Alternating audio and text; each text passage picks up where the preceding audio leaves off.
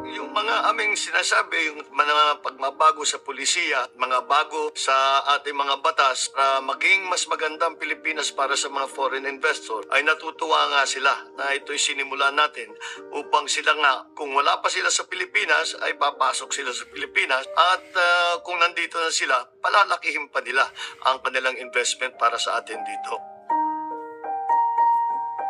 Ngunit in general, ang mga tao, pag kinausap mo kung ano yung palagay nila sa Pilipinas, ay magandang mag-invest dito sa Pilipinas. Basta tayo lahat dito ay gawin natin ang lahat upang pagandahin ang sitwasyon para sa mga investor. We eagerly anticipate the resumption of negotiations for the establishment of an ASEAN-EU Free Trade Agreement and of the ASEAN-EU Trade and Investment Work Program.